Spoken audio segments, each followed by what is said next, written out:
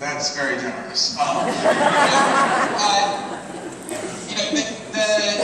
Let me say a couple of things. I think most people now know the story that when Ed first contacted me, the first thing that he asked me to do anonymously via email was to install encryption technology so that he and I can communicate securely.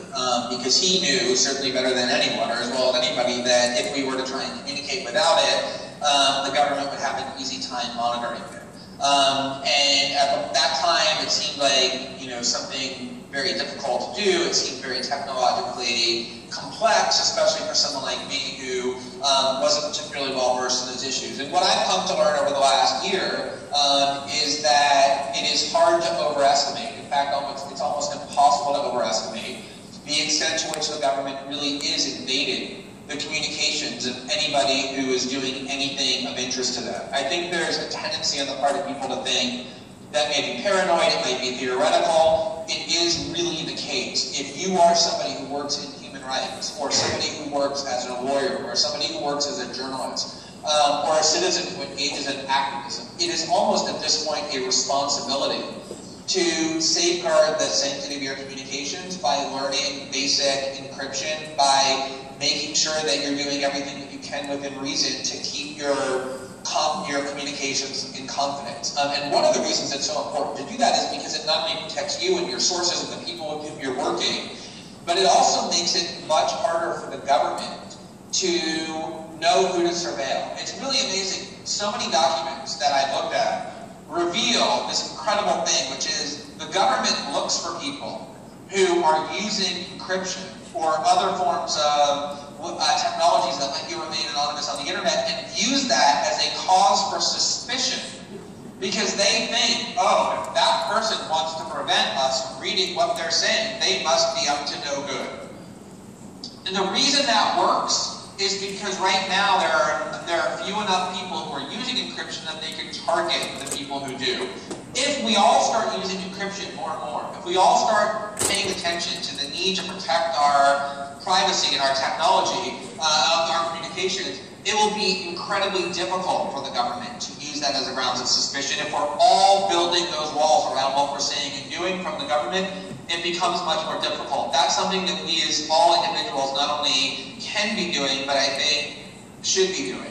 And then the other last point that I just want to make about that is that, I think there's a tendency on the part of people who battle against injustices done by powerful factions, even the people who are most devoted to it, to sometimes in the back of the mind think, to sort of indulge some defeatism, to think, this doesn't really seem like it's going to be possible to make meaningful strides. These institutions are too formidable, they're too entrenched. What can I as an individual or a human rights organization really do against these enormous forces?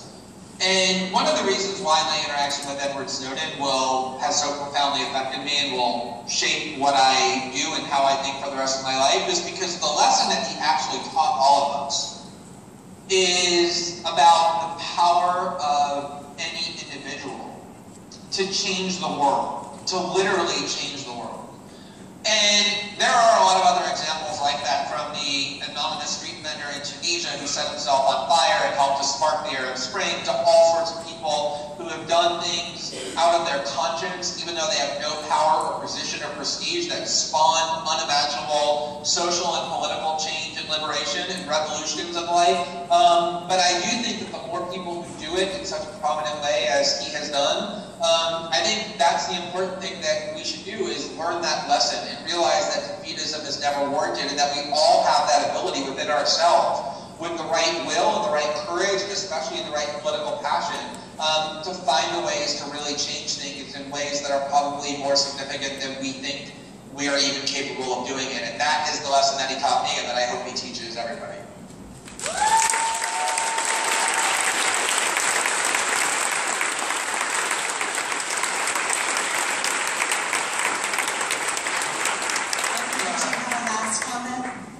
Yeah, it's tough to follow that one. Thanks. You may be the first. I would say two short things. The first is that what Glenn said is important, and that's movement movements begin with individuals. Amnesty knows this better than anybody else. Every country in the world, in places where people are really oppressed, when things get really bad, movements start with one person standing up and saying no. In times of trouble, the most patriotic thing a person can do is say no. Rights are non-negotiable. Rights are not up for compromise. Human rights are inabrogable by any government, by any agency.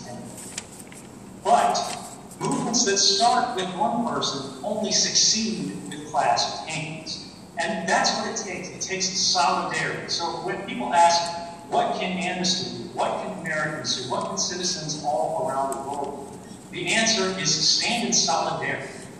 Remember when the government, in every country asks you to give up your privacy, to modify the domain of your private rights, of your home, your household effects, the privacy of your communications. Saying no is not unpatriotic. Saying no is the right thing to do, not just for yourself, not because you have something to hide, but because you recognize there are vulnerable people all around us, your family, your friends, everyone around you. Somewhere, someone needs that right. And if you give it up, you harm that person.